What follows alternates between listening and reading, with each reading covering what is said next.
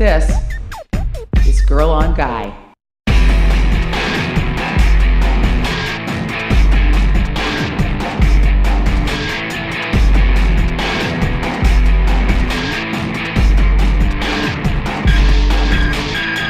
Hey everybody, welcome to Girl on Guy 215. Welcome to the show. I know these episodes are coming much fewer and farther between, and that you, honestly, as well as me, have probably been waiting eagerly for this episode. So it's finally here, and thank you for your patience. As you know, I am going through an extraordinary and probably unbelievably rare period of incredible busyness, output, effort, workaholism, where I'm doing multiple things at once, and right now I'm in the middle of making a film. So I have had very little time to dedicate to this show, although this episode is incredibly special, and I'm thrilled to be bringing it to you now on the eve of embarking on directing my very first feature film. So just wanted to thank everybody who is a podcast listener and also became a Kickstarter supporter of my film Access. Things are going strong. If you are a backer, you can get more updates and information via the Kickstarter page, available only to Kickstarter backers. But I do want to thank everybody who supported me via the campaign, and honestly, not via the campaign. If you're a podcast listener and you've been a supporter of the show, even if your support just entailed subscribing or telling your friends about it, well, then you are fucking rad. And if you haven't already, you know that the show has become a subscriber-only show in terms of the archive, meaning that the first 10 episodes are always free, available to you via iTunes, Stitcher, and on the website girlonguy.net. But the back catalog, to access the back catalog of episodes, all 275 something episodes, you do need to become a subscriber. And if you haven't done so already, you can just go to girlonguy.net, click on the Upgrade to Premium Access button, banner, thing, and you download the app. Or you can actually listen to the show via a browser on your computer if you like to listen at work. But if you have an Android or an iOS phone, you can get the app, which is free, and then subscribe for as little as 79 cents a month. It gets you access to almost 300 episodes of Girl on Guy. So despair not if you're a new listener and you're wondering how to get at the back episodes. That is the way to do it. Before I get into the business quickly, I do want you to know that I will be doing a special fan appreciation event again this year at Comic-Con, my annual fan appreciation event. It will be Thursday, July 21st in San Diego. If you've never done this before, here's how it works. This is a special event just for Girl on Guy listeners. 100 people win the opportunity to come to the event and be a part of the live taping of an episode of Girl on Guy, live audience. And that's a great experience, but also lots of fun things happen. I sign posters and stickers and lots of gifts. It's essentially an opportunity for me to let you know how much I appreciate you by giving you presents and spending time with you. Last 2 years actually, we've poured custom stone brewing beer. 2 years ago, it was Wood Stout 3.0 and then, or 2.0. And then last year, it was my very own black IPA entitled Stone Cold Fox, brewed exclusively for Stone Brewing at Stone Brewing. And I'll be doing that again this year. So this is a really special event. You get to drink some stuff that I've created. You get t-shirts, you get stickers, you get posters, you get fun, you get hugs, we sign stuff, we talk, and then you get to stay for a live taping of Girl on Guy. And as you know, because I'm only doing something like 12 episodes a year instead of my previous 50 plus, God, more than 50, I think 60, this is even a rarer and more unique event. So to be a part of this, you have to enter a contest, and typically every year it occurs on the 4th of July, but the Comic-Con is kind of early this year. Usually it's towards the end of July. I don't know, it feels early this year. So we're going to start this contest a little earlier, and especially because I have fewer episodes available to you guys. The contest is going to be on the 4th of June, Saturday, the 4th of June. You need to be one of the first 100 people to send me an email at contest@girlonguy.net. That's contest@girlonguy.net, and enter this contest with the subject line Stone Cold Fox. The subject line should be Stone Cold Fox, 3 words. Just send me an email saying you want to be a part of the special fan appreciation event this year. Was that a word? Special? The special fan appreciation event this year at Comic-Con on July 21st by sending me an email at 9 a.m. Eastern Standard Time, 6 a.m. Pacific Standard Time. If you enter before that, you won't be part of the contest. If you enter too far after that, you'll be too late. 9 a.m. Eastern Standard Time on Saturday, the 4th of June. Send me an email to contest@girlonguy.net with the subject line Stone Cold Fox to be entered in the contest. 100 people win. You get entry to this event. You get lots of cool prizes and free gifts. You get to hang out with me, and we do a live episode of Girl on Guy with somebody very cool. It's always been somebody very wonderful. Got a couple of years ago, it was Shane West from Salem and Nikita. Last year, it was Kevin Durand from The Strain and Vikings and a million other things. And this year, I promise you, it will be equally cool.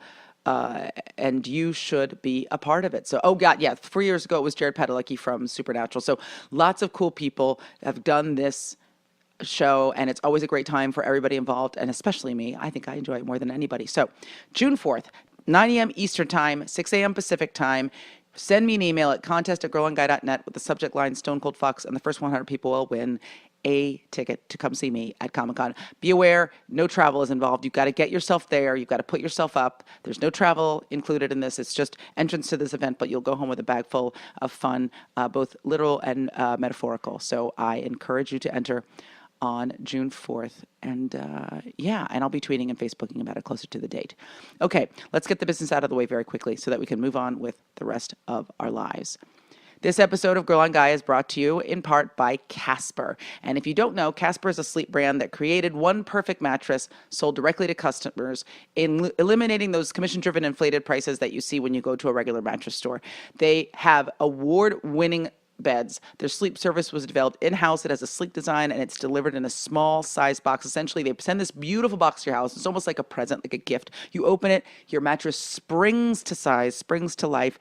It's gorgeous, beautifully made, and incredibly affordable. Mattresses can cost over $1,500 for a really high quality mattress, but the Casper mattress starts at just $500 for a twin, $600 for a twin XL, and just $950 for a king. And the greatest part about all of this is that buying a Casper mattress is completely risk-free. They offer free delivery and free returns with a 100-night home trial, meaning over 3 months of you sleeping on this bed to figure out whether it's the right bed for you. I know sometimes you lie in a bed in a store. It feels right. I don't know. It's 3 o'clock in the afternoon on a Saturday. Is this going to feel good to me at 3 o'clock in the morning on a Tuesday? I have no idea. That kid is staring at me and making me feel weird. I should get up off of this bed. I'll buy it because I'm embarrassed now and I have no idea what I'm doing. The great thing about Casper is they send it to you for free. You get to sleep on it for 3 months. And if you don't love it, they'll pick it up and refund you every penny that you spent. Casper understands the importance of truly sleeping on a mattress before you commit, especially considering you'll spend a third of your life on it, in it, and in various ways exploiting its beautifully engineered comfortability.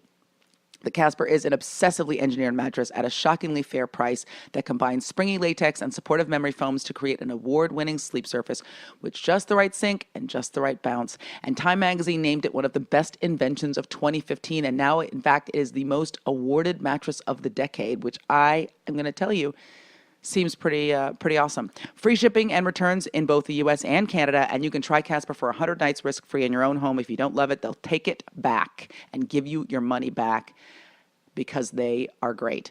This mattress is made in America, and here's how you get your very special offer. Your special offer, $50 towards any mattress purchase by visiting casper.com/girlonguy. That's casper.com/girlonguy, and then use the promo code girlonguy to get your very special discount. You need to use that URL and that promo code to get your discount, and also to make sure that Casper knows that you came to them from this show. It's a great way to let them know that supporting the show is meaningful both to them and to you. So here's how you do it. Go to casper.com/girlonguy, use the promo code girlonguy to get $50 towards any mattress purchase of your choice, anything you like. And there are, I'm sure, some terms and conditions because, this is America. But it's very, very important that you go to casper.com/girlonguy and use girlonguy to get that $50 off any mattress purchase of your choice. 100 free days of sleeping on aforementioned mattress. And if you don't love it, they will take it back. But I feel like at that point, you're going to love this thing. So I encourage you to check that out. Let them know that advertising with Girl on Guy is meaningful to you and them. Right? Yes. Okay. That's enough talking about stuff. Let's get into the meat of the show. This episode is with a woman who needs very little to no introduction, and that woman is the incredibly talented Ms. Viola Davis.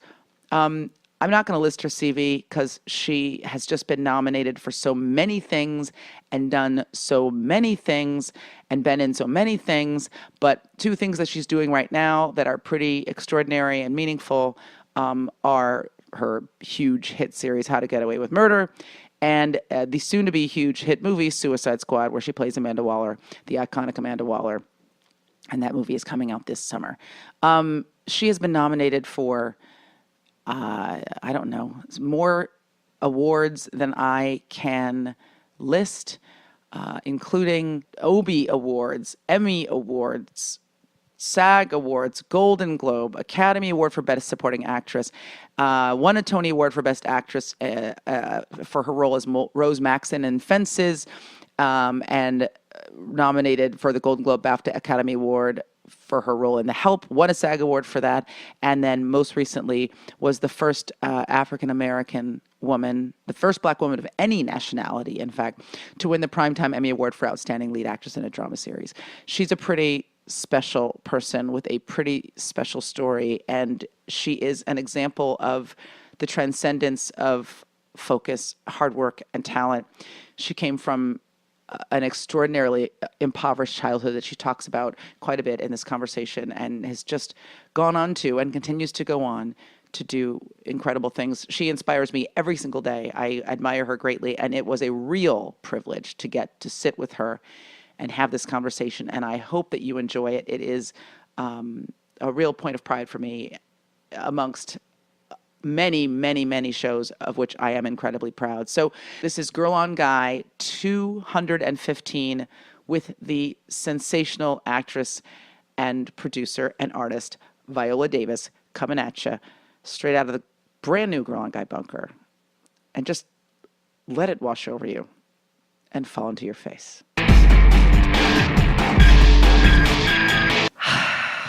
Viola Davis, welcome to my show. Thank you. I'm thrilled. I'm going to push this a little closer to you so you can just be comfortable.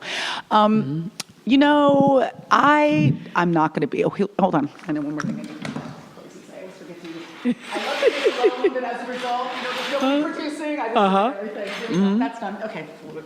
Okay. So... let me just say this, first of all. I am beside myself.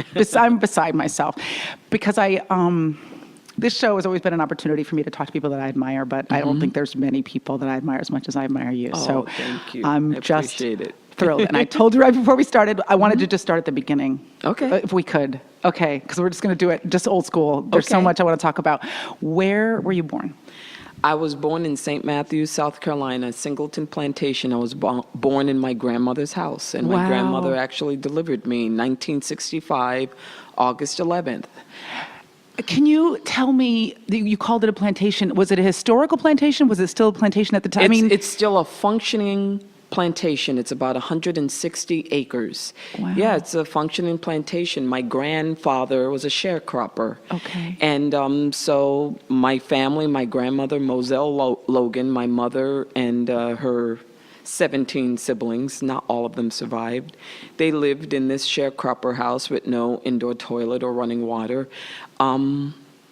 That's where we were all born. Wow. And it's still functioning to this day. And my mom always says that that a midwife was supposed to come. Clara Johnson was a midwife who delivered most of us, but she was late. So my grandmother had to deliver me. And, you know, that's how I came into the world, St. Matthews, South Carolina. Wow. When you're young, you don't have a sense of, maybe even when you're an adult, you don't always have a sense of like the depth of your family history. Do you know what I mean? Like, yes. How most of us, I think, nowadays are, you know, not immigrants, but migrants. You know, like Absolutely. My parents grew up on the East Coast. They moved out here when they were in their 20s. Yeah. But to grow up in the home that your family had been living in for all those generations, did you have a sense of that as a child? No. Well, after 3 months, we moved to Rhode Island. Oh, okay. Central Yeah, Falls, because I Rhode knew you, Island, okay. Because my father groomed and trained horses on the racetrack. That's what he did for 25 years. My father had fifth grade education. My mom had an eighth grade education. My dad actually was illiterate until he was 15. Wow. And so I say he had a fifth grade education. It was probably less than that. And, you know, I don't have a sense of my family history, even though I was born. My mom said my aunts, my uncles, everyone was in the house when I was born. I don't have a sense of that because I really grew up north. And, you know, now that I'm 50, not to be too existentialist and psychological about it, but I'm realizing that family history has to deal more with who was your mother, who was your grandmother, what did they do? Yeah. That it's much more personal than that. Mm-hmm. You know, understanding that my mom was 15 when she first got married and she had a child, that as beautiful as my mom is, and she is beautiful and she is extraordinary. I think that you met my mom. I did. She never quite explored her gifts. It's Right. like things like that, depression, people who never followed their dreams, people who did and let their inner life kind of trip them up. I think that I've inherited that, things like that, more than anything else. Right. And to have a clearer sense, I think we might have even talked about this one of the times we were together recently, like in your own personal struggle, how many fewer, not that there aren't obstacles, but how many fewer obstacles that you and I face as Black women than our mothers did. Absolutely. And not just like the exterior obstacles that were apparent, but the interior ones of a sense of, can I even do this? Absolutely. When I can't see anybody like me doing it. Absolutely. And, you know, I still face those obstacles because as much success as I've experienced in my career, there is still a sense of I had the vision to actually go after my dream, but I feel like I'm at the stage of understanding my significance and owning my story. That is what I still struggle with, you know, owning my vulnerability, owning the fact that, you know, sometimes I don't believe in myself. And then there are times I don't feel like I deserve what I have. So it's still an ongoing process, but I feel that a lot of the obstacles I face, my ancestors, my parents, didn't show me how to do it. Right, I've right. been learning on the job. I've been learning, you know what? I've been learning how to fail. I have 1,000 questions for you. One of just in that, what you just said, I feel like it's so interesting because they couldn't have shown you, right? Because they had never experienced it on some Absolutely. level. They wouldn't have been no way. Like sometimes when I talk with my parents, my father more than my mother, because my father similarly didn't get past the 8th grade. My mother's Yeah. got a degree, but my father didn't make it past the 8th grade, although he's very tenacious. Sometimes I can't even really explain what I do to him. Yes. Do you know what I mean? Like, Yes, not absolutely. in a way, and he's incredibly thoughtful and intelligent, but it's just foreign. It's so foreign. And maybe what your parents would have imagined for you conceptually would have been, well, I want you to be really successful, and I see how extraordinary you are. Yeah. But they could never have articulated this for you. No, not at all. Yeah. I don't think anyone could have. You know, I think that it's really on you. I was 5 years old when I met my sister for the first time, my sister Diane. She was 9 years old. She was being raised by my grandparents, her and my oldest brother, because we were just too poor. I grew up in abject poverty. And I remember she said that what changed it for her was seeing an indoor toilet for the first time. The pristine white of the tub, of the sink, it made her want more. She grew up in segregated schools in the South. And I remember when I met her for the first time, I was 5 years old, and she looked around. We lived in an apartment in Central Falls, Rhode Island, that was infested with rats, barely, the plumbing almost never worked. No phone, we never had a phone. Plaster was falling off the walls. And she looked around and she said, if you don't want this for your life, Viola, you have to decide right now what you want to be. And I thought that was incredibly articulate for a 9-year-old. Right. But I think that she found it. She found those words, not because anyone taught her. It is something that emotionally shifted in her when she saw an indoor toilet. Now, for me, what shifted in me is her asking me.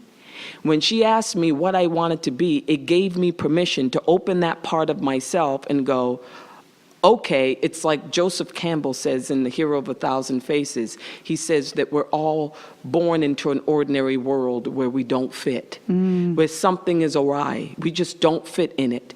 And then we get the call to adventure, the call for something bigger, the call to follow a dream, a passion, to find a treasure. My sister asking me what I wanted to be was my call to adventure. That was it. That was what woke me up. Before that time, I didn't have any sense of that, of course, not at 5. Right, how could You you? know. Because all you know are your experiences. But you mentioned something earlier about the idea that for some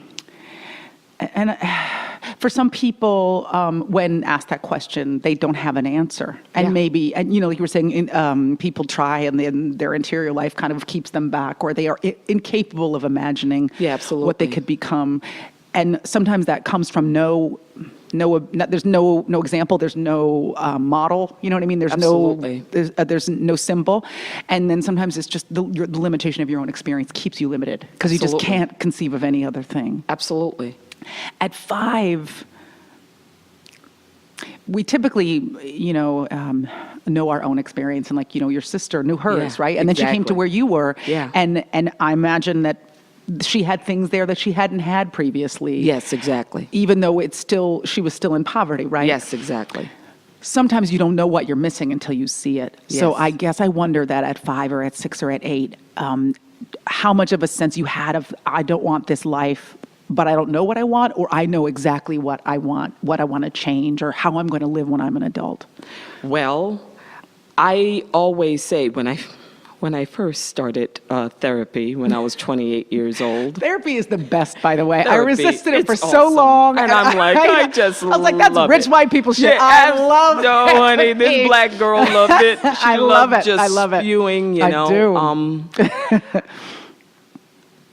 My therapist always said that it was drive that got me out. I didn't have a sense of anything at 5 years old other than I lived in great dysfunction. My father was a serious alcoholic and abused my mom horribly.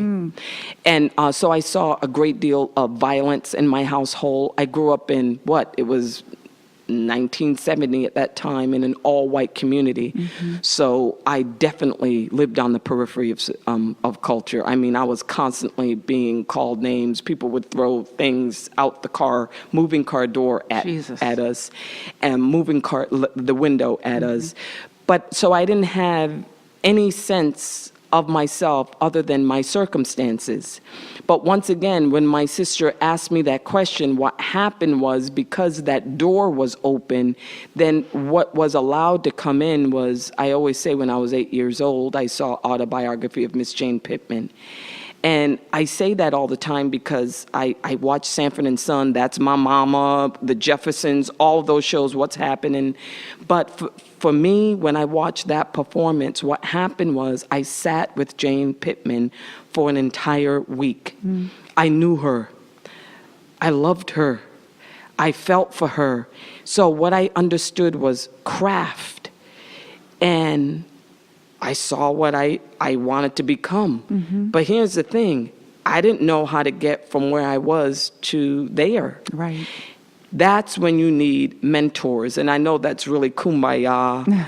People say, you need a mentor. Did you start a mentorship program? But what I mean by a mentor are, it's like they say the heroes of all time have gone before you. People who've gone through the fire. They know the road. So they're able to throw you a rope and they're able to like you. They're able to teach you how to fail. They're able to say, okay, Viola, this is what you do. You start with A and then B and then C. All I had when I started was a drive of what I wanted to be. Right. Not how to do it. Just that's what I wanted. And it was a dream. It was a passion bigger than my circumstances. Right. Mentorship also, I think people think of it as being kind of structured and specific, and it can be, right? You can have somebody who really takes you under their wing. Exactly. But I had so many experiences, and I wonder of just people, even they would just throw, they would, a moment with you. Hey, That's I it. saw this, and it was great, and you should think about this. And you carry those around, and you see them 10 years later, like, this thing you said to me at a bar. Absolutely. I lived by that for 15 years. Absolutely. Yeah. My therapist was a mentor. I mean, when she looked in my eyes and she said, Viola, find someone who loves you. I remember that probably till the day I died, because that's when I knew the difference between just looking for a man who liked me to looking for a man who absolutely loved me. Right. Who I was. But I needed a mentor. I didn't have any resources. My parents didn't have any resources. And I was really traumatized by my childhood. I really was. I mean, I'd go to school, there'd be 8, 9 boys chasing me every day with bricks and sticks. I'd run home. I was a really fast runner, crying, snot dripping, crying. I didn't think I was pretty. I didn't think I was valuable. I didn't have anyone who taught me how to be valuable. A lot of times I went to school, my hygiene was really bad. Because you didn't have the resources. I didn't have the resources. Yeah. That's what, I was a child. And so I needed someone to show me a way. I needed like a God from the machine to pluck me out of that situation and shed a light. So all I had was a passion not to be where I was. That's it. That's how it started. Struggle is how it started. Right. And also to live in that much fear. Like, you must have just wanted to disappear, which is like the opposite of what you would have needed to do as an actor. To kind of break, you know what I mean? To stop folding in and kind of blossom. Well, absolutely. And, this is probably a later question, but you need vision, right, to get out. But but there's another step, is in owning one's story. And there was something in me that felt like I had to kill that part of myself that felt so vulnerable and inadequate. I had to just kill it. I had to just be this kind of wall of stone. I just remember growing up, and I always go back to this story. I do speaking gigs, and I tell this story all the time. It's a very short story, because my father, who I love, by the way, he died in 2006. I absolutely love my father. He absolutely made amends, all of that. But I remember when I was 9 years old, and my father and my mom were fighting. It was late at night, in the middle of the night, and it bled out into the middle of the street. And he was actually trying to break her legs. Oh, God. And the screams, we were screaming, my sisters and I were screaming, I don't know what my brother was, and I started screaming, and I couldn't stop screaming. It was hysterical screaming. I was so anxious. And my sister, older sister, said, you've got to get in the house. You've got to stop screaming. And I ran into the house. I ran into the bathroom. I got down on my knees, and I put my hands together, and I prayed. And I said, God, if you exist, I'm going to count to 10, and when I open my eyes, I don't want to be here anymore. I don't want to be here. And when I count to 10, if I open my eyes, if I'm still here, then I know you don't exist. And I put my hands together, and I counted, and I got to 10, and I opened my eyes, and I was still there. And I remember thinking then, I knew it. You're not going to save me. And it's only later in life that I realized how much I was saved, how much he did take my life. And this is not just kind of a Christian testimony of believing in God and Christ and all of that. It's an understanding that because I asked for something in my heart, I asked, really put it out in the universe, that I did not want this life, that what it set in motion, like anything, is you got to believe it in order for it to be true, is what it set in motion is that something happened at the age of 9 that slowly I began to move away from that life in every way. And it's not just becoming an actress. It's actually even becoming a healthy human being. Right. You know? Right. Choosing a different life for yourself, not in a Yes. literal way, Absolutely. right, like in an existential way, in a spiritual way, in a metaphysical way, like Absolutely. I'm going to change everything. Absolutely. Yeah. You talked about like being a stone wall, and you also talked about vulnerability a little earlier, Yeah. and I've really been there's this woman who's famous who does this talk on like a Brene TED Talk, Brown. yes, on vulnerability, which I Yes. just watched. Apparently, I'm love the her. last person in the Yeah. world to see this thing, but it's so great because I feel, and I wonder if you feel. I mean, I imagine that toughness had to have served you in this. Yes, it did. Business, and it's very hard to let go of. I think as if you're like if you're a driven woman, period. I don't want to say businesswoman or actor. If you're a driven woman, period, there's a big part of you that is very reluctant to show vulnerability in any context, right? Absolutely. Because people see it as weakness. Absolutely. And then you're a woman of color, and then you're a woman of color in the conditions that you grew up, and then later in a business that has traditionally been inhospitable to women of color. Absolutely. And I imagine that became this really comfortable shield. Absolutely. For a very long time. Absolutely. I'm jumping ahead and then we'll jump back. But I wonder if what was the moment or what was the experience or the set of experiences where you thought, I'm ready to like let some of this fall away. I'm ready to be more vulnerable. I'm ready to fail. Well, that's a hard one because there's no time that happened. You know, maybe if I were to say a definite period, probably becoming a mother. I think it was a series of experiences that's taught me, and I hate to be existentialist again. Probably the older I get, the more I realize it no longer serves me. Right.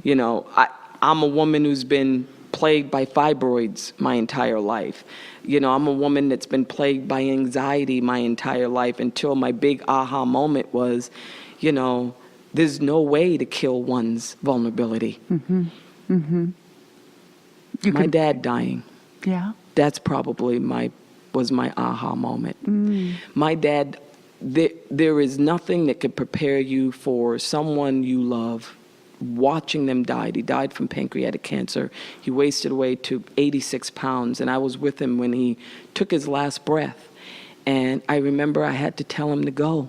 And I thought that was so easy. It's like you see it in the movie. You saw it in Longtime Companion. All you have to say is, Dad, I love you. I'm an actor. Boy, I'm in touch with my emotion.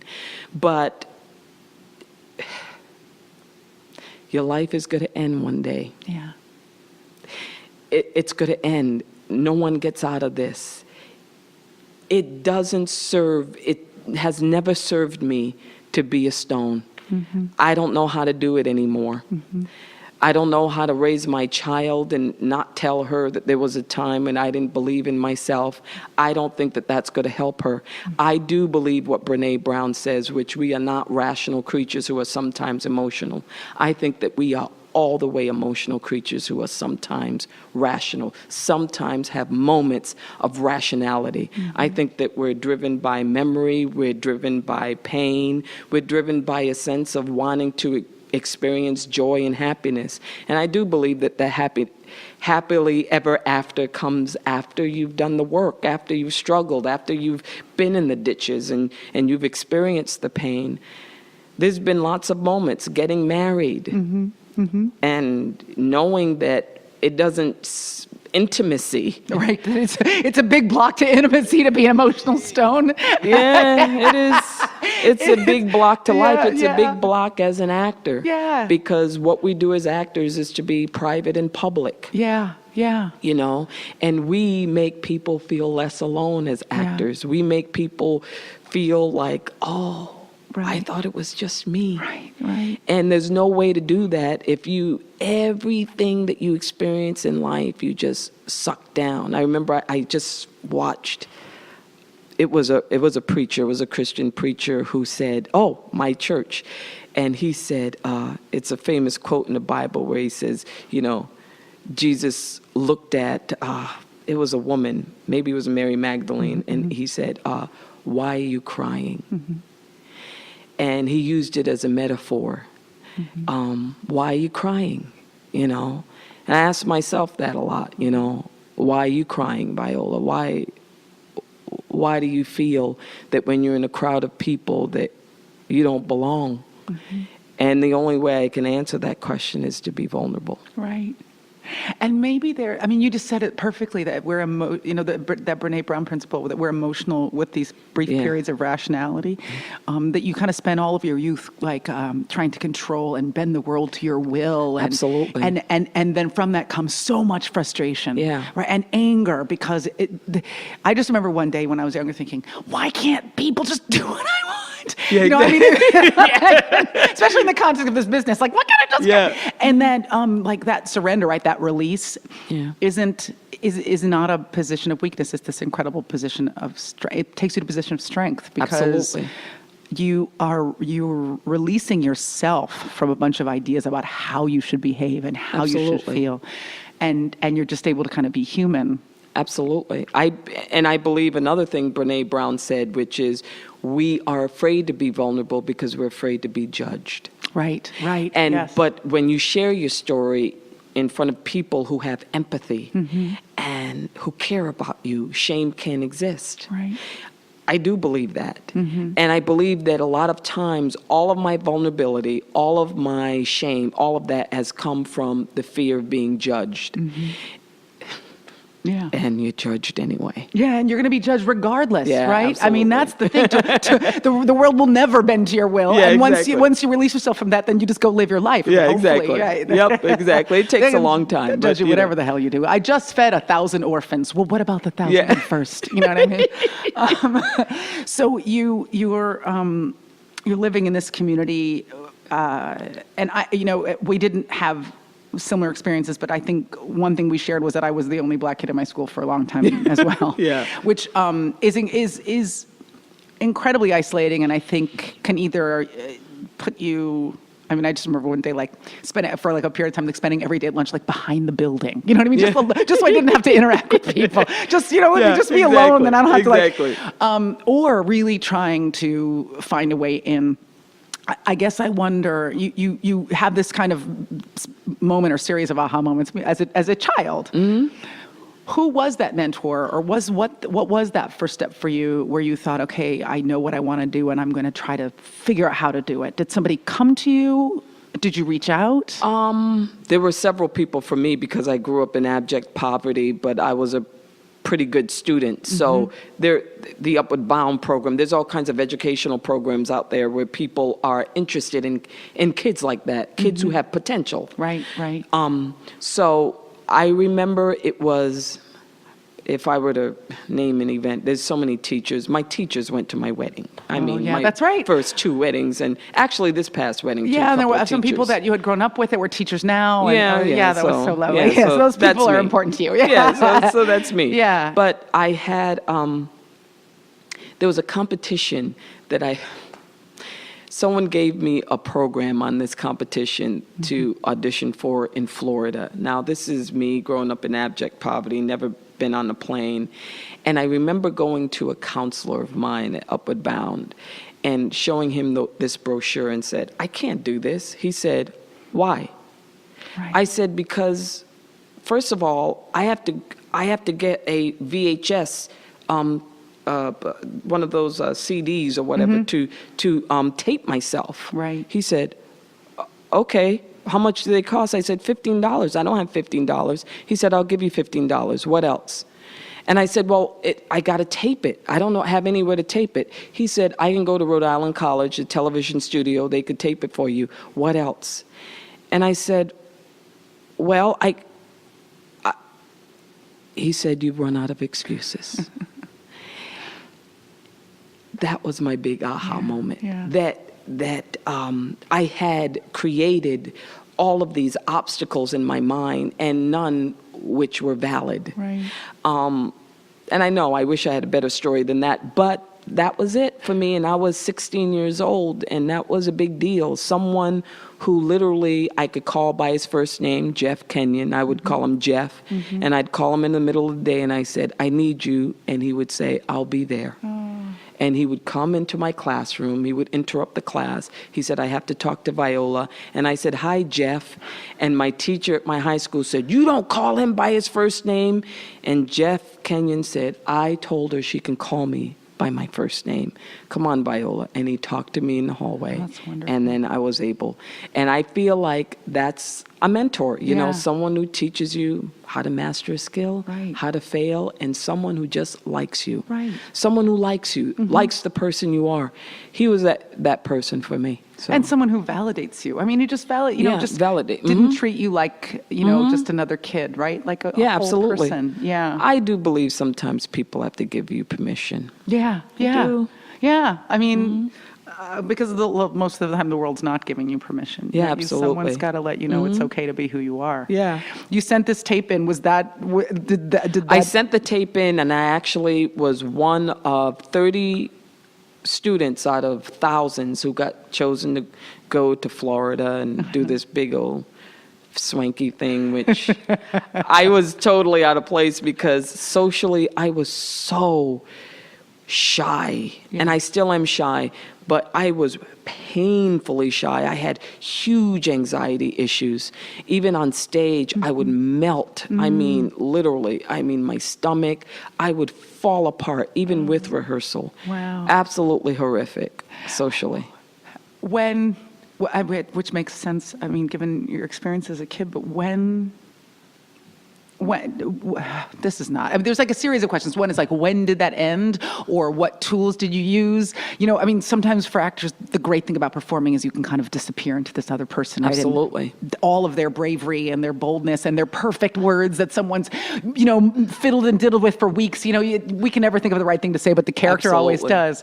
Can embolden you. But I wonder, when did that fall away for you as an actor?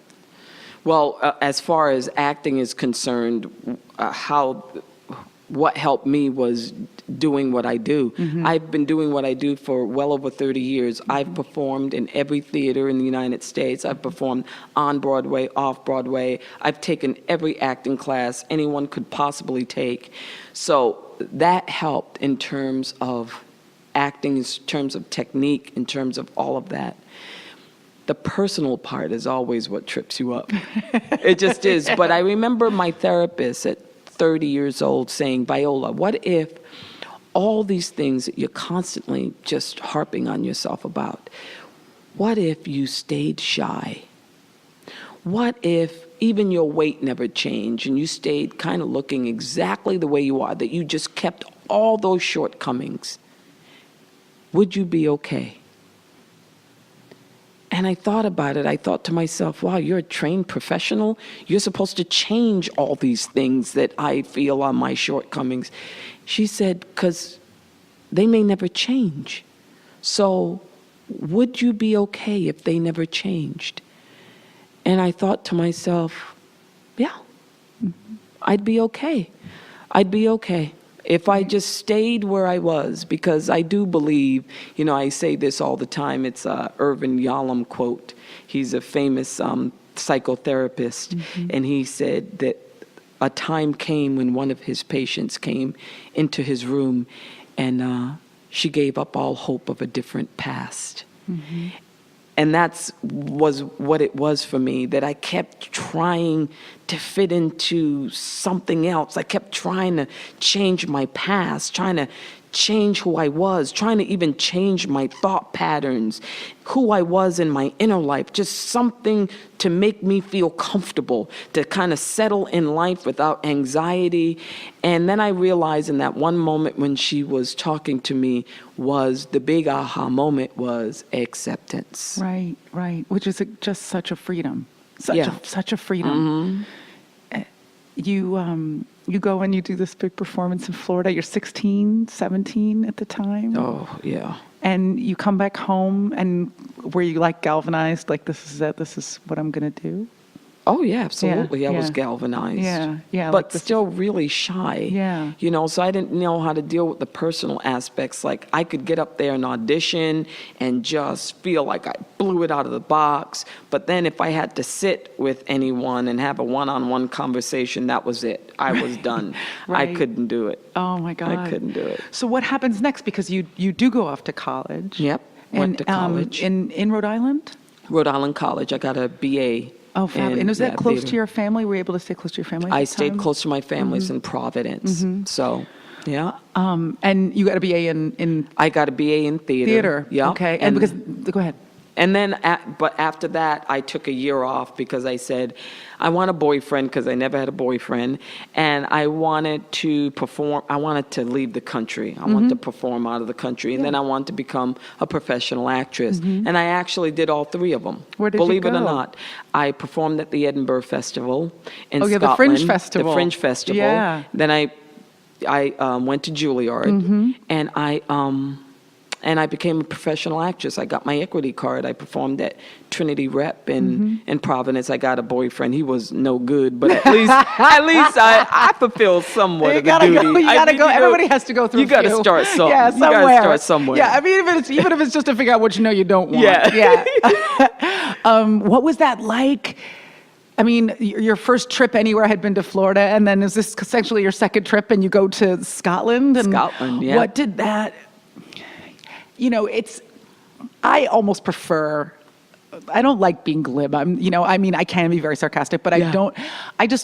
you said so many things I've agreed with, and one of them is like, you were all going to die. And like, there's no point in being glib. You know what I mean? Yeah, Like, well, these are this the is it. experiences, Yeah. right? It's not like, waiting for some new shit to happen. Like, Yeah, this exactly. is it. Yeah. So I just wonder, like, what was that like for you, even with the shyness but you'd set this goal for yourself and you'd accomplished it. Yeah. What did it feel like to be walking through Edinburgh? I imagine a place where you, a few years earlier, had never imagined that you would be. Well, it felt fantastic. I lived in an apartment that was, oh gosh, the guy who wrote Sherlock Holmes, Conan Doyle. Oh, yeah, Sir Arthur Conan Doyle, yes. It was a street named after him. Oh, cool. So I stayed in an apartment with other actors, and we drank scotch, which I don't drink scotch But you at all. have to drink but scotch, I have yes. to drink scotch when I'm in Scotland. Yes. And we played cards. I don't even play cards, but I played cards. And we would perform at night. We would walk to the theater at night. I performed like 4 or 5 plays. None of them were any good. But I have to tell you, and I don't mean to say this to sound like I'm a purist, even though I sort of am, but I love acting.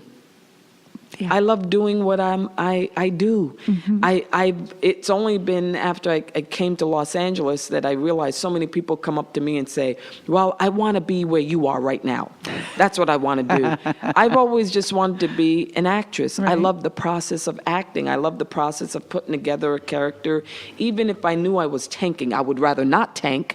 But even if I were tanking, I mean, one of the plays I did, I played Socrates' wife who went to a therapist because I was depressed because my husband, he never spoke. He just, all he did was think all the time. So, I mean, just apply your craft, wonderful. right? I was an actor. Yeah. I mean, I'm telling you, we have the best profession in the world. When you take away all the kind of social media stuff and all the business and walking into rooms with these big executives who are looking at you like you have 2 horns coming out of your head. When you take away all of that, the work of what we do, it's the best profession in the world. And when you were describing it to me, I literally could not stop smiling because I was just thinking of like being, 19 or whatever, and in Scotland and living in an artist's loft and playing cards and drinking scotch and doing plays. And going, having a water closet, and understanding what that meant and flying British Airways. Right. And listening to all the stories, sitting with people in restaurants and listening to stories, going to visit Mary Queen of Scots' castle, and seeing other performances from all over the world, all of these actors and all of their ideas that they put out there, most of which were bad, but it's all in the process. Right. I loved it. I felt like I was an actor, and I felt like I was living my dream. I did.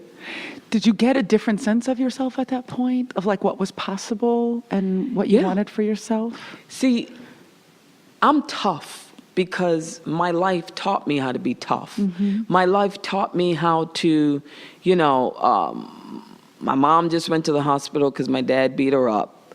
So I have enough anxiety that it was just through the roof, but I still have to go to school. Right. And I still have to, perform. Mm-hmm. And then I have to come back home to that same environment.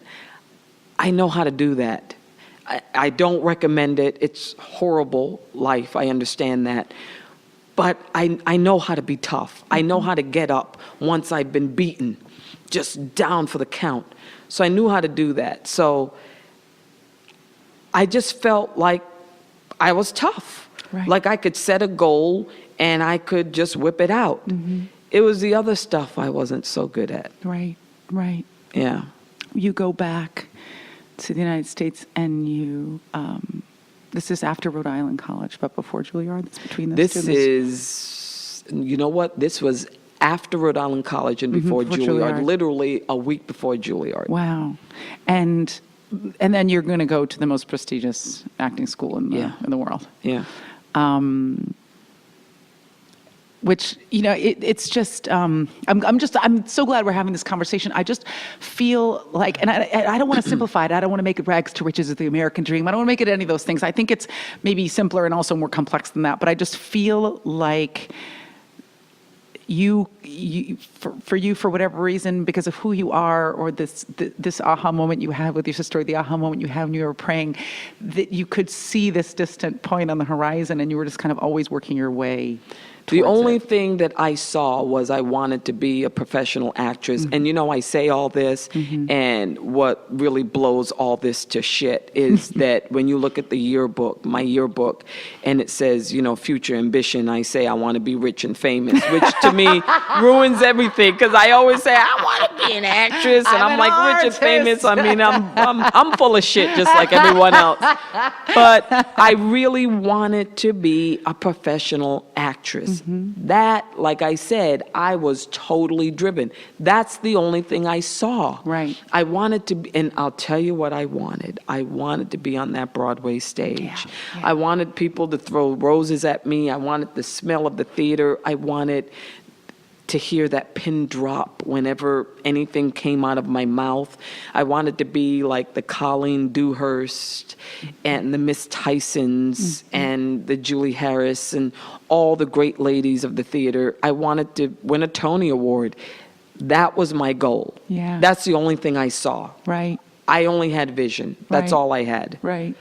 And then you go to this place that is going to give you tools, right? I mean, I don't think that there's probably anything more impressive than the Juilliard degree, but you're making it. I sense a tone. What was that experience like? What was Juilliard like? Was it? I compared Juilliard to Mucinex because my daughter hates Mucinex. She spits it out every single time. Mm-hmm. It's really I know it must taste horrific, but I'm telling you right now, it works. Mm-hmm. In the end, it really does work. It really dries up all that mucus and all the gucky things that are inside. And I compared Juilliard to that because from the moment I walked in there, they call it the jail yard for a reason. It feels like a jail sentence because what Juilliard is, it's classical training. Mm-hmm. So what they're teaching you are techniques in order to transform. Right. So if you want to play a 90-year-old Russian woman, you can transform. You have the vocal techniques. You have you have all of that too. You have the physical techniques. They teach Alexander technique. They literally, when you're rehearsing, they put a pencil in your mouth to see where your tongue is so you can articulate your diphthongs and your vowels correctly. Right. So the first year was all about seeing what you do well. Mm-hmm. I do well with that because I could show you what I have. And then from then on, it's about focusing on all the things that you don't do well. Right. And that's where I had difficulty because I always felt that I deserved to be an actress, that I had something in me. Look, I got into Juilliard, but from second year to fourth year, I thought, okay, do I even belong in this profession? Because everything that I was, I had to put on the side. All of a sudden, I'm not a size 2, and that's a problem. All of a sudden, I'm a black woman, and that's a problem. All of a sudden, I sound like a black woman, even though I don't know what that is. That's a problem. So basically, everything that I am or was and am is a problem. Right. And that mirrored what was going on in my inner life at 23 years old. It was hard. Hard at Juilliard.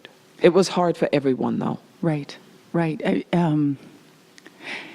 It's interesting because I guess that built into this business generally is this kind of ongoing feeling of inadequacy. You know, Yes. It's hard not to take so much of what you get back from this business as a criticism or devaluing. Absolutely. You're not young enough. You're too. You know. You're never. You're never too young. Really. There's No, never the no, no, alternative. no. You're just No, that you're that's not young right. enough. But you know, you're too fat. You're too thin. You're too black. You're not black enough. Absolutely. It's impossible not to let that stuff affect you. And like I said, I Absolutely. think probably your toughness might have really been useful to you for a good part of your career, but it seems like a lot of that toughness was being whittled away or eroded in this context. And the toughness was just external. Right. It was not internal. Right. You know, and, the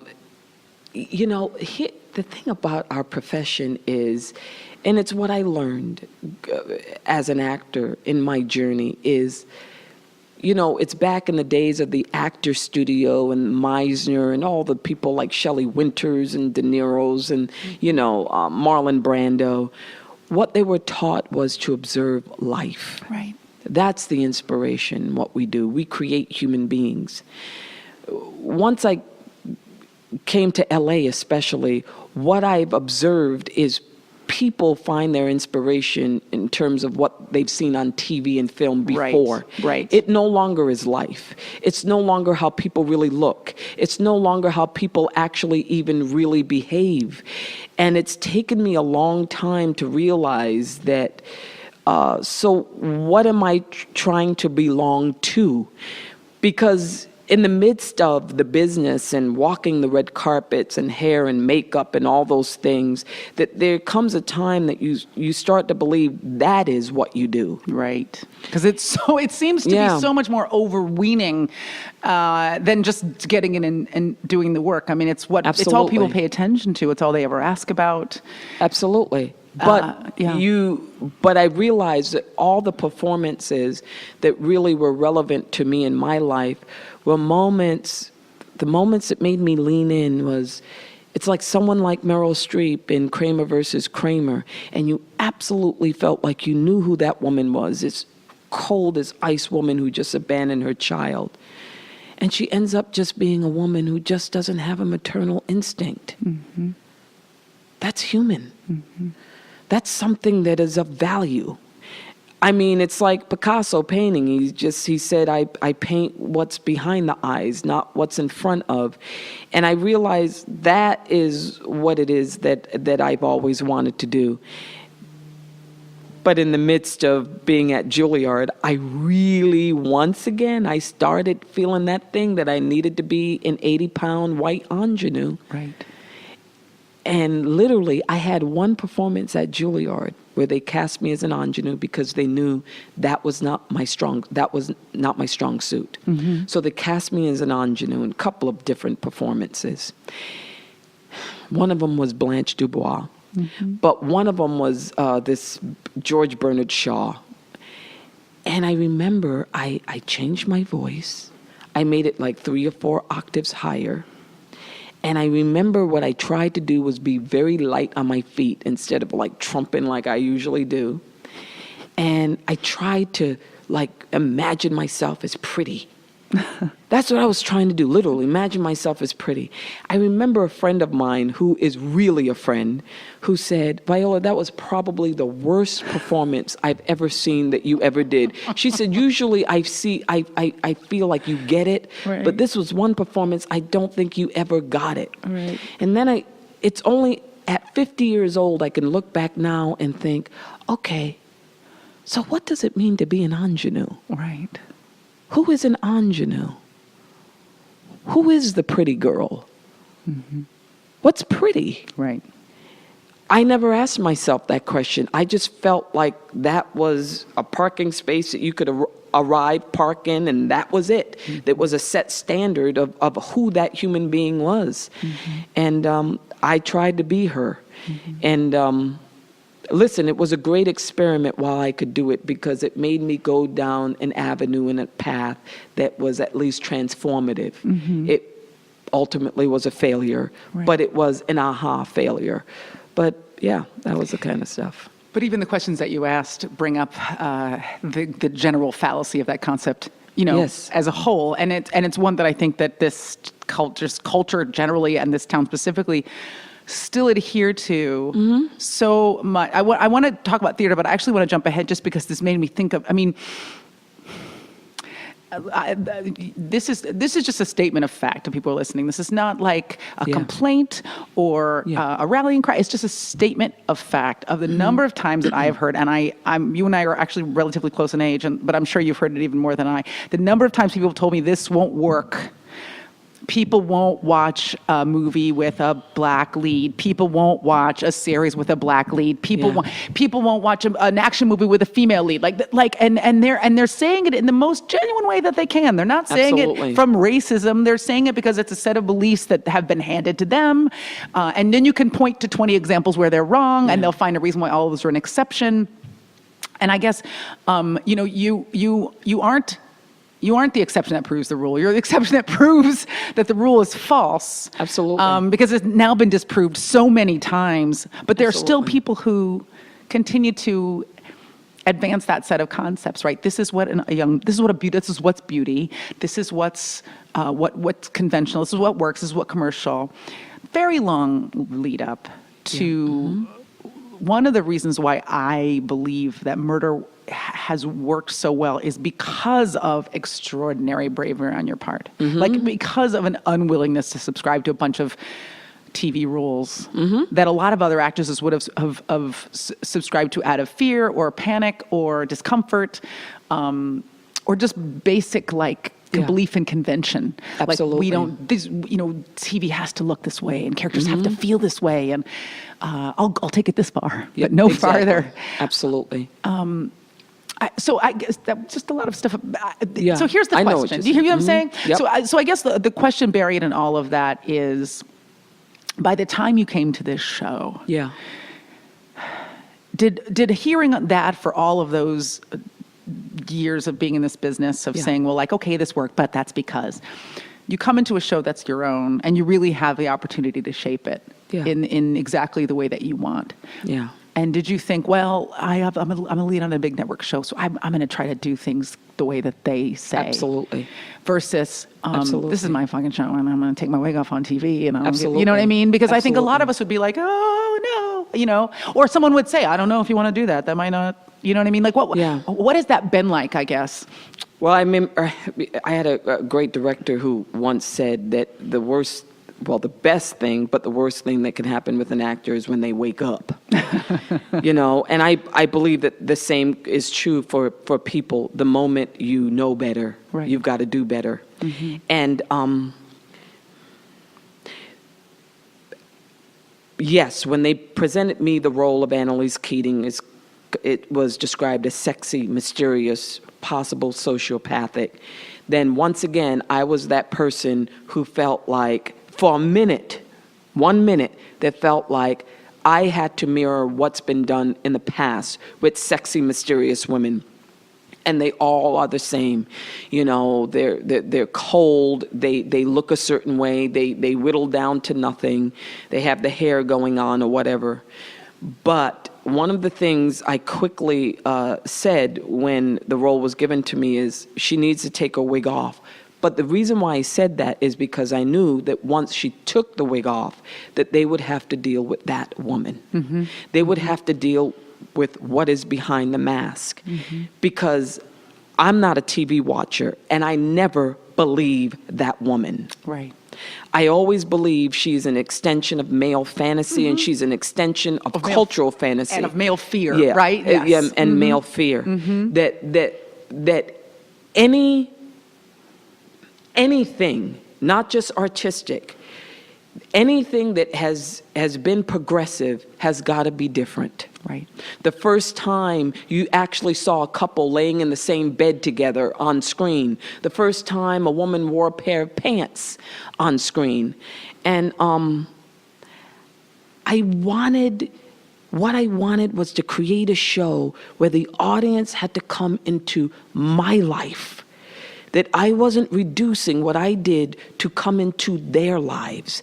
And I feel that what happens is what we do is so vulnerable that when you put pen to paper or when you create anything, it's an extension of your lack of imagination or your expansiveness of imagination and whoever you are as a person. That's what it is. That's all it is. So when people say black people can't be this, listen, my daughter right now is 5 3/4. And one of the things I always start, she always says at night, she says, I want to hear a story about you, Auntie Diane, Auntie Anita, and Auntie Dolores when you're growing up. So I'll tell her a story. It's a real story too. And she'll say, she always stops me and says, I want to be in the story. And I said, well, Genesis, you weren't born yet. She said, I don't care, Mommy. I want to be in it. Just put me in it. I said, okay, Genesis, but we kill a monster. She said, I want to be the one who kills a monster. I said, but Genesis, I'm going to put you in the carriage. You have your baba. And she said, I don't care. I want to kill the monster, Mommy. I want to kill the monster. So I said, okay. So Genesis picks up her baba, and she splatters the milk all over the monster, and he melts, and da-da-da-da-da. And she's so happy. Yeah. Because even at that age, what happens is we want to be in the story. Yeah. We see ourselves in the story. We don't put any limitations on ourselves. The only limitations is your imagination. And what happens so often with people of color is, I do believe this, and this is sort of a criticism. This is a criticism. And this is not just the fault of Caucasian. This is the fault of us, too. Yeah, oh yeah. Of African Americans. We are complicit, I think, on is a lot of that levels. image and message becomes bigger than execution and artistry. That there's no real effort to explore our pathology. And I feel like, once again, that's a reflection of our lives. Black women have a high rate of depression and anxiety. And one of the reasons is that culturally, we can't admit when we're vulnerable. We feel like that's a white person's problem. And so if we're doing that in our lives, and there's a feeling that we need the swagger, we need the mask. Everything's then there's perfect. I'm rich, and I'm living this life, and I woke up this way. Yeah, and there's, my edges are nice and all of that. And then we critique narratives based on that. The big girl is always the best friend. Right. The bigger, blacker girl is always the best friend. The cuter, lighter one is always the girlfriend. There's always the dark guy who didn't take care of the woman, and then the light-skinned guy who rolls in and saves her. Absolutely. And there's no way of embracing manhood unless that man has a six-pack abs. Right. He can't be James Gandolfini. Right. He can't be Peter Falk in Columbo. Right. He can't even be Jack Klugman in Quincy. He's got to have six-pack abs. And what I would say is that affects the narrative. That affects the work. That disallows people to really enter into who we are as people, and it limits us. And then what you become in any narrative is a device. I didn't want that for Annalise. And that's why I reject structure. I reject labels with her. I reject people who say I'm miscast. Why am I miscast? What am I supposed to look like? Who is she supposed to look like? I reject all of that, because what I'm trying to do is get people in some way to explore who we are as women. Just to sit for 42 minutes, sit with a woman and understand that, we get depressed. We marry people who screw up. We screw up. We make mistakes. We're smart. We're all of those things. I mean, she is such... It's interesting because I guess that people see her as an anti-hero, and that would be accurate, but I find her so compelling and so insanely sympathetic. Like, you know, I mean, she shouldn't be really, because she is sociopathic, but she has this incredible vulnerability that I think you've crafted beautifully in these steps over, you know, that it's just been two seasons. Wow. And what you just said speaks to this larger issue that you brought up about how we'll complain, like, you know, Hollywood or other, you know, groups won't let us be ourselves, but we won't let us be ourselves, because the number of times someone has said, you know, to me, oh, black people don't do that. Black people don't listen to that kind of music. Absolutely. Black people. I have a friend who worked on a show where he was at the crafty table and someone said, oh, black people don't eat bagels. And he was like, black people don't eat bread with a hole in the middle? Like, what the fuck? Or black people don't swim. I mean, whatever it is. We don't come from New England. Yeah, exactly. Exactly. All of that, right? You know, like my parents, they were vegetarians growing up. You know what I mean? Like, what the hell is that? Black people eat meat. That idea of that somehow everybody else gets to be diverse and complex, and we have to be a monolith. We have to be one way. Absolutely. We put that limitation on ourselves as much as, and I think sometimes more. I mean, look, the other cultures, you know, are going to see us a certain way, but I think we are constantly putting ourselves back in our own box. Well, if I were in just a few seconds, just meditate on it and reject everything that culture has said about dark-skinned women, about big lips, wide nose, about black people in general. If I were to forget Jim Crow laws and segregation and slavery for 1 minute, then I could then ask myself the question, who are you really? How do you really feel about it? If you were to give up all hope of a different past. Right. Put all the lenses aside. All of those limitations aside. Who are you really? When I was a kid, the most beautiful woman, we would wait for her at the door, was my Aunt Joyce. She was over 300 pounds, and she literally had the classiest, hippest clothes in the day. She had the afro, was beautiful. Her skin, we would touch her skin. We would jump on her all the time. She had the big hoop earrings. I actually thought she was beautiful. Now, if I were to sit in a room full of people who have issues about black women, issues about weight or whatever, I don't know if I would have spoke it publicly. But inside, without anyone defining beauty, to me, I saw her as beautiful. And I think it's like writers like Arthur Miller, who was the first man who created the anti-hero. In Willie Loman and Eddie in View from the Bridge. One of his things was, he's always said, this is not the finest man who ever lived, but he's going through something. So his story deserves to be told. And that's simply what a narrative is all about. Listen, everyone else may walk through life asleep, but we as artists, we've got to be, our receptors have got to be on with every moment. Whoever a person perceives themselves as being, whatever mask they put on, we have a different gauge inside of us that sees all of that and could blow it to smithereens. And it's our responsibility to take that and to infuse it in our work in whatever way we can. That's what being an artist is all about. And being a good artist is having the courage to do it in the midst of a business where almost no one is doing it. Right. And in the midst of a business, again, going back to something you said earlier, in the midst of a business and a culture where there is so much fear of judgment. Absolutely. To decide, yes. The art is the most important thing here. Absolutely. I don't care about the ramifications. You know what I mean? This moment, right? Absolutely. This moment of truth is all that matters. Absolutely. We're never going to get to everything, and we're running out of time. But so we're not going to get to talk about all the time on theater, but on Broadway. I do want to ask you about your first. I just want to ask you about your first, because you said you wanted a Tony, which you have. This is the most facile question, but I just want to ask you what that was like, what it was like to win that Tony, to again, to set this goal for yourself. My opening night on Broadway with 7 Guitars, that was my first opening night. Then I went on to do 2 more Broadway shows, is everything that I thought acting would be.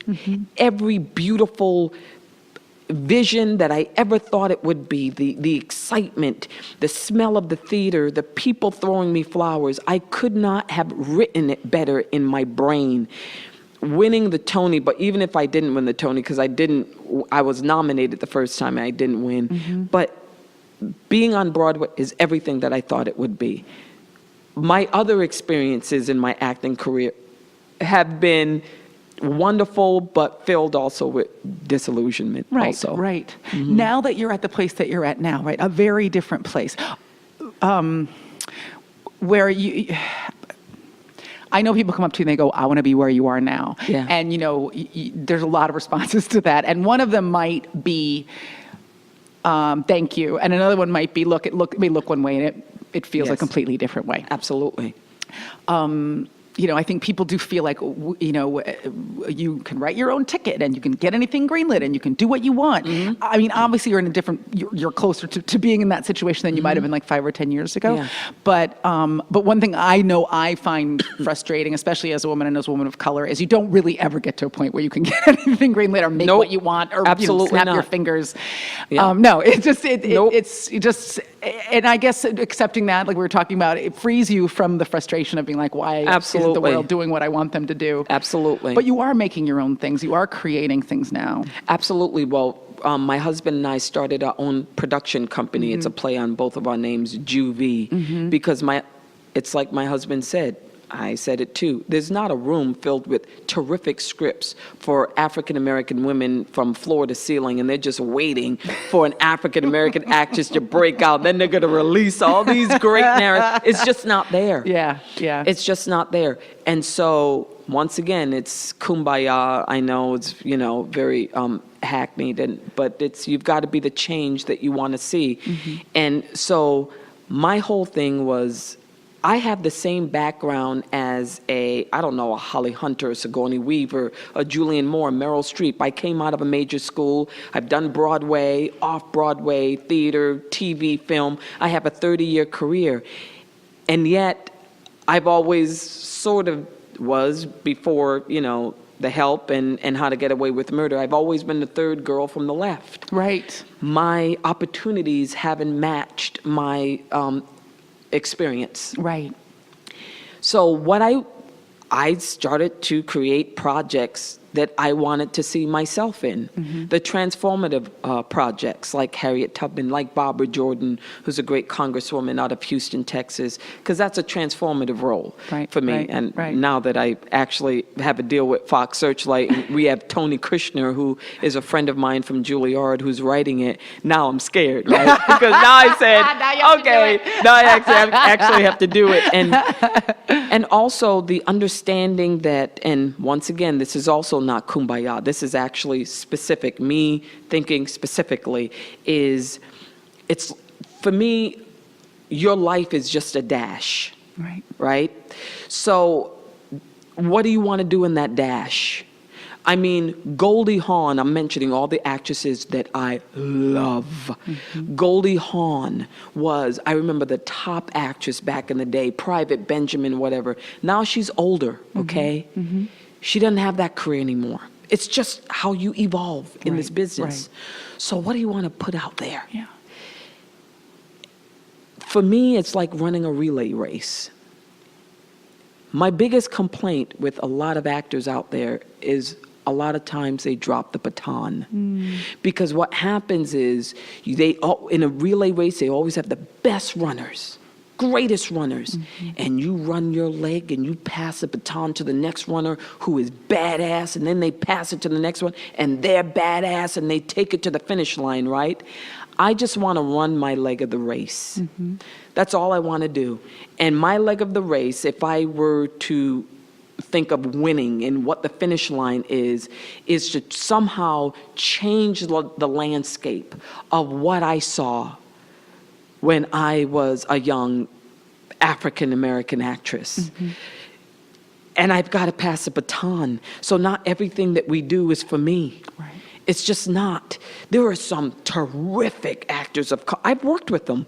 I've had a 30-year career. Barbara Meek, Rose Weaver, Linda Gravatt, Gwendolyn Mulumba, Elisa Perry, Rosalind Ruff. I mean, I can name all of these actresses of color who are unknown, the nameless, faceless, but who are terrific. All they're waiting for the opportunity. Right. So the only thing I could do is somehow throw it out there, run my leg of the race. That's all I want to do with a Juvie.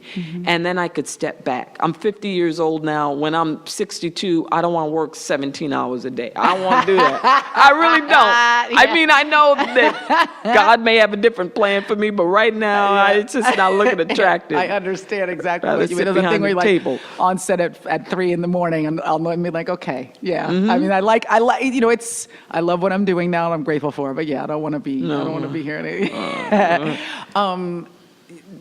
So that's good. So this is the last question around that, and then we can do self-inflicted wounds if you have one, and if not, we can go home. But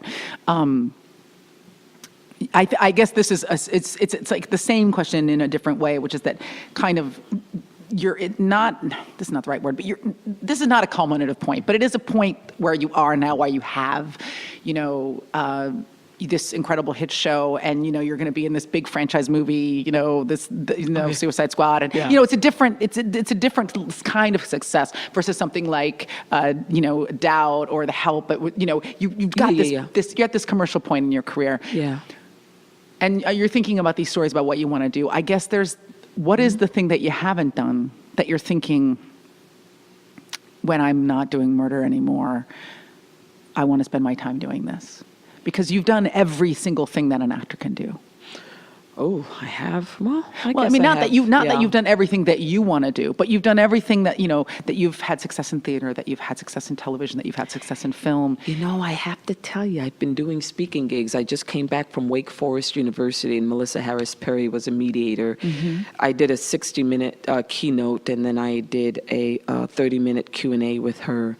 I absolutely love it. I really, really do. I love it. You know, and I say this all the time. I think I told you the story, too, that I went to a friend's party, and I happened to sit next to a life strategist. Yeah, and he said, you know, everybody fights for success. All of us, we just want to be successful in whatever we do. And once we hit one success, we want to hit another. And then there's an emptiness that follows. And we always wonder where that emptiness is coming from, because we missed the last step, which is significance. Right. And I realized that's why I love it. I go to these small towns and these universities with these great young women now, and I feel like I have something to give them. It makes me feel like I'm leaving something bigger than myself, that really will live longer after I have. I would love to do more of that, because sometimes I feel like when I'm on a set, I'm working, I'm always dissatisfied with my work.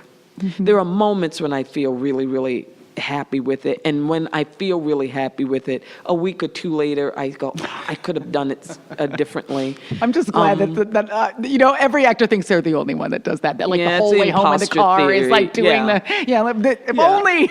Absolutely. But I never feel that way when I do the speaking gigs. And like you said, you know, being a mentor sometimes is giving a word or two. But I just, there's something about sharing my story, man, that heals me, heals that little girl, only picture I have when I was in junior first kindergarten, who was always hungry, always had bad hygiene, you know, lived in abject poverty, that I always, even when I walk out this door, I feel like that's who's walking out the door. And she's either happy or sad, but she's always guiding me. And that's when I feel like I'm really pleasing her when I do these speaking gigs. I feel like I'm pleasing that child in me that's still kind of hurting, That's how I feel. So I would love to do more of that. My husband he talked about it today. He talks about it 50 minutes. He's like, that's what you need to, what you need to do, V. That's what you need to focus on. That's what your life is going to be about. And so that's it. Yeah.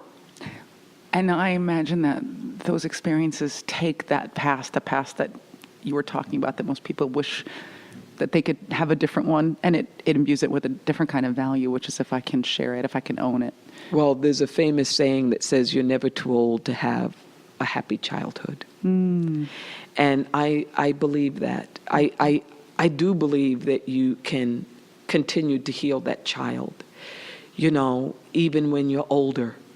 I don't believe it's set in stone. I believe that's how time and life works, Do you, first of all, that was sensational. Thank you. Do you have a self-inflicted wound? You can absolutely demur if a story hasn't come to you. You know what I do? But I wish I had a better story, but my husband says it all the time. He's still as angry about it today as he was back then. I'm not good with being bored. Because I am shy, because I'm not really gregarious. When I get bored, I don't know what I do. I don't go to a good place in my head. So I was in Sevilla, Spain. I think I was shooting night and day. And I think I was I shot it for 2.5 months. I only worked for 2 days. Oh, God, you were done. I was done. And I went out to drink. I won't name the actors I went out to drink with. And I was so excited to be out that I went from 0 to 50. Yeah. Instead of just enjoying it, I started out eating some ham and drinking fabulous red wine, and they kept topping it off. And I just loved it. I felt alive.